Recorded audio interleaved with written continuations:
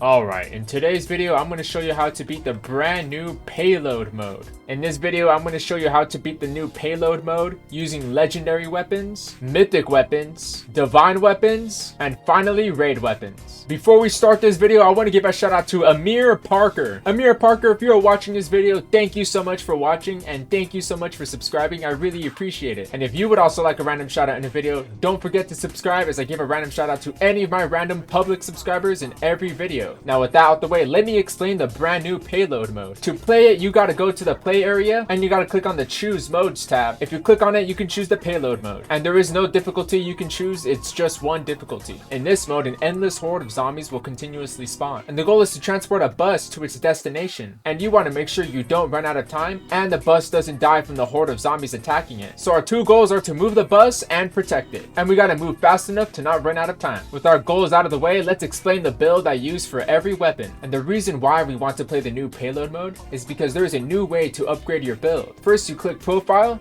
and then you click on skill tree in the bottom left. And here you can upgrade your skill tree 5 times using tokens that you can only obtain in the Payload mode. And at the end of the video, I'll talk about every single upgrade path and I'll tell you which one is worth it to grind towards. And you could also earn Payload coins that you can use in the shop, but currently at the time of this video, it's kind of bugged, so you can't really buy anything. But those are the 2 uses of Payload mode. Now that we understand what we're playing, I'm going to show you the build I use for every single weapon I show you this video. Now here's what I'm running. In Payload mode, zombies do not have a lot of health and they also do not deal lots of damage to you specifically. So you don't need to worry about HP, you don't need to worry about crit chance, critical damage, or skill damage. All those stats you can ignore on all the cosmetics you want to choose and equip. The only stats that will matter is raw damage, walk speed, attack speed, and reduce cooldown. And with that, I can explain the build I'm using. I went all in on raw damage because these zombies have such low health that they could die with just one M1 skill, including the elite zombies. So all these cosmetics here, they each give me plus 10 raw damage. All these items I'm using give me plus 10 damage except for the P-Fresh pet. I'm running it to give me plus 10 walk speed. You also want lots of walk speed so you can keep up with your bus, and you want to be fast enough to collect all the floor drops that affect your bus, letting you have a more successful run, which is why I'm running the speed and cooldown reduction passive. In this mode, there is no relevant passive synergy besides speed and cooldown reduction to give you the swift cast synergy, and you'll see in the video why that's important. And I'm also running the vampire perk. Once again, we want to have really fast movement speed, and if there's ever a situation where we just have to go really fast, we'll pop vampire perk and we'll quickly swift to wherever we need to head to. Now in terms of traits, I've got focus 3 on both of my legendary weapons right here from the last video I covered about these 2 weapons. And your trait honestly doesn't matter, you don't need focus. The only trait that will help you is if you had prodigy or critical damage because they increase your walk speed. Though I will say another great build is running an attack speed build. My Spirit Fire is already giving me 15% attack speed, but nothing else is giving me attack speed. The reason why this is important is because my M1s already one-shot every zombie. I just want my M1s to be even faster so I could just completely shred and maul through the entire horde. And lastly, I'll mention that you definitely don't need coin boost. It's not worth it since you don't get very many coins from doing Payload. And I will say with the method I'm showing you in this video, this coin buff will definitely not do anything whatsoever. So if you have any questions for the build or you have any suggestions for me, you can always let me know in the comments and I'm happy to have a discussion with you guys. Now with everything out of the way, let's start off doing Payload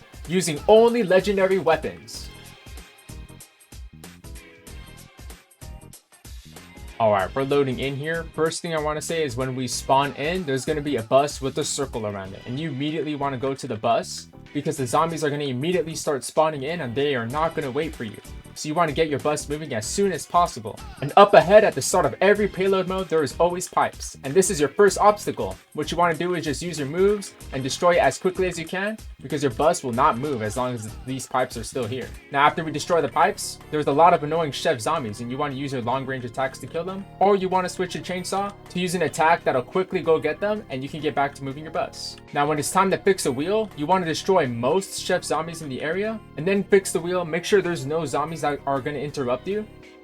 And now that we got the wheel fixed, we can get back to moving our bus. Now I'm going to explain what every floor drop does. This health pack gives us 100 health, This lightning one makes our bus move faster, and the little plus signs don't really do anything to my knowledge, so you don't have to grab those. So we definitely want to grab all the health and all the speed ones, especially if we're low on health, but it doesn't hurt to take a little detour to grab a speed one so your bus can move faster, thus clearing the payload a lot faster. Now if you have the chainsaw, it is the best for destroying pipes because it just takes one move and it gets destroyed instantly. Now I recommend getting speed 4, but getting strength 3 is not bad, but you definitely want to go for the bigger number, of course, so that you can move even faster. Now I will say, if you choose a speed perk in payload, be careful if you have the vampire perk, because although your vampire perk is giving you haste in the corner, once it runs out, you're gonna have 0 haste afterwards. So do not use your vampire perk if you have a speed buff from the payload. Alright, now we are 50% complete. Now I will say, even though my vampire perk made my haste go away, you can still grab speed 1 and it'll give you the haste you had before. And I'll also mention that while you're choosing, there is a shield for the bus, so you don't have to worry about protecting it while you're trying to make a decision. But as you can see in the progress bar, we are 50% done, but I will tell you that we only need to get to 75% to get any tokens we need for our skill tree. But as you can see, we can mostly ignore most zombies until it's time to fix the wheel, in which they all come towards us and we have to actually start killing them and doing stuff. But you don't have to kill every single zombie you see, just keep the bus moving. It's the only goal we need to accomplish. And just kill enough zombies to make sure that your bus doesn't die, and get enough heals and enough of the lightning so that your bus can move so fast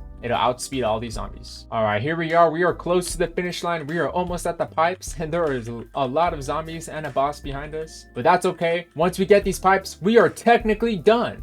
As you can see, we got 2 skill points, and the skill points is what we need for a skill tree. So technically, we could just leave the game right now.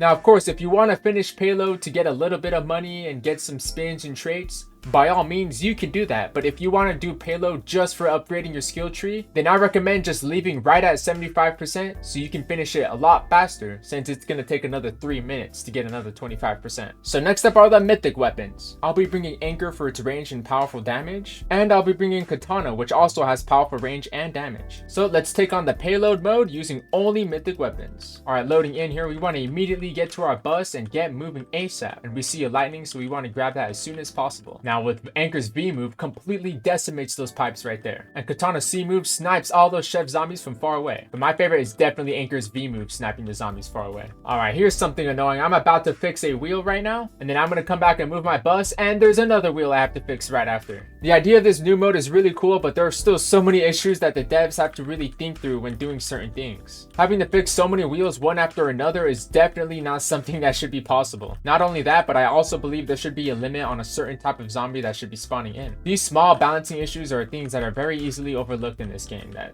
the devs really need to care about. Now, strategy I like to do after you choose your player buff is look around, grab all the floor drops, and especially if there's a lightning one, like over here there's a lightning one, I'm gonna grab it real fast. And then as soon as you come back to your bus, grab as many lightning ones as you can, and then get out of here. So you don't have to worry about all the zombies that were just nearby it, and you can get the heck out of here. Since you're already waiting anyways, you might as well run around and grab any lightning floor drops you see so that you can complete this a lot faster. And if you're ever curious with the speed of how fast the bus is moving, it says speed right here next to the progress bar. Alright, we are nearing the end. We're gonna use Katana's V move to absolutely decimate these pipes.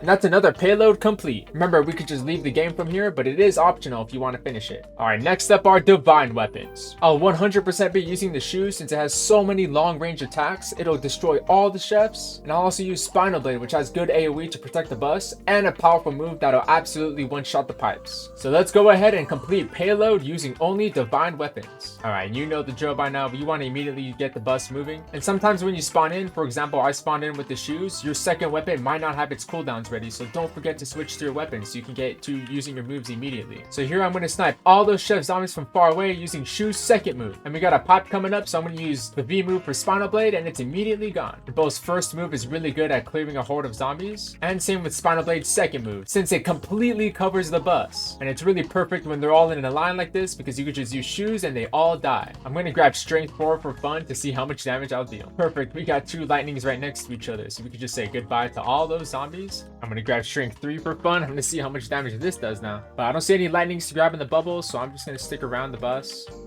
and chill. And I never mentioned how useful Shu's V move is, because after you grab some wheels, just use its V move to get right back to the bus and kill all the zombies that are right next to it. Alright, we're coming up on the last pipes. We're just going to use Spinal Blade V move, do the last push, and that's another payload complete using Divine Weapons. Now finally we're going to use Raid Weapons, which are by far the best weapons to bring when it comes to payload. Especially the bow, since you can use its long range moves to snipe all the chef zombies, and Reaper Sight's damaging zones are going to be so useful we don't even have to try. So let's destroy the payload mode using Raid Weapons. Of course, immediately spawning in, we want to head straight to the bus. And as you can see, I switched to my bow, but no cooldowns were loading, so I wanted to switch to an ASAP. But as you can see, we can use bows M1s and they can get all zombies outside of the range. So all those basketball zombies, all those zombies all far away, we don't even have to use a skill. This is where attack speed is extremely useful, since you can just machine gun bow all these zombies. And when the tire needs to be fixed, use Reaper Sight's damage zone, so that no zombies touch your bus while you're getting tires. Now that it's done, you'll come back and there's still lingering damage zone left, so you had extra time. This is by far the most useful and the most safe option for sure, because when this happens, all you gotta do is Nether Sigil, and it's perfect because now no zombies are gonna interrupt me either. The only ones that can maybe interrupt you are the chef zombies, but they're barely gonna do anything. And when it comes to the pipes, all you gotta do is use Bow's second move and they're all gone. Don't even talk about Bow's V move, which has cleared that entire street of zombies. And we've always got Reaper Sight to snipe all the chef zombies if they're always so far away. So right now I'm gonna run around, get some health, get some lightning,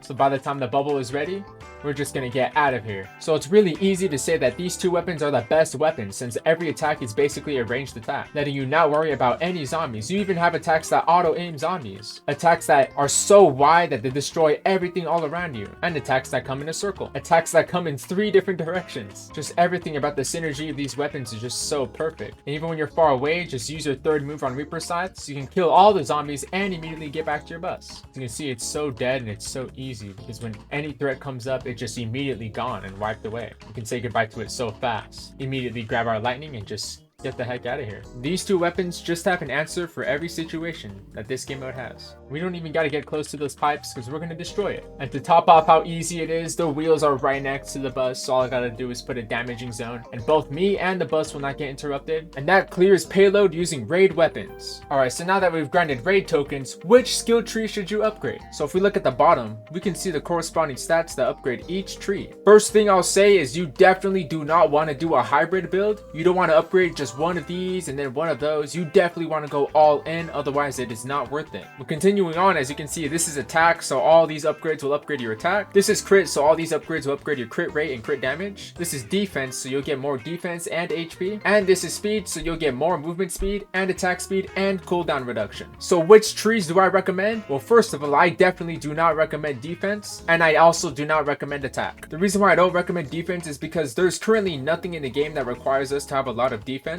I understand that hell mode is really hard, but you definitely don't need a lot of HP and defense. It definitely will not make that mode any easier or any better. Instead of zombies one-shotting you, they will two-shot you instead. So this is definitely not going to help you very much. And next up is attack. The reason why you don't want to get attack is because there are just other DPS trees that are just far better than it. So that leaves crit and speed. And which do I prefer? If you ask me, that is your choice. If you want to go for crit or speed, these are both great trees. And I'm going to explain to you the pros and cons for each tree so you can know which one to upgrade and which one is best for you. So if you want to go all in on DPS, you definitely want crit. Crit will give you a bigger DPS factor, but let me tell you all the cons of crit. First of all, you're going to have minus defense, movement speed, and attack speed. I just did payload, which is important for attack speed, and having minus movement speed makes it slower when grinding money and traits. So if you do a crit build, you'll be the best at raids, but your stats will fall off when doing payload and doing campaign. Now as for speed, on the other hand, it gives you a good spread on everything. Having cooldown reduction is good for raids for more DPS, having movement speed is good for campaign, and having attack speed is great for payloads. You won't have the DPS that you'll see in crit, but you will see an increase in stats on everything, because the only biggest debuff that speed has is minus 10 crit damage. That is pretty significant, but having all these cooldown reduction does mitigate it slightly so that your DPS is slightly better, but compared to the crit tree, it is night and day. So it is up to you guys whether you want to upgrade crit or you want to upgrade speed. And if you guys are wondering the cost of each upgrade,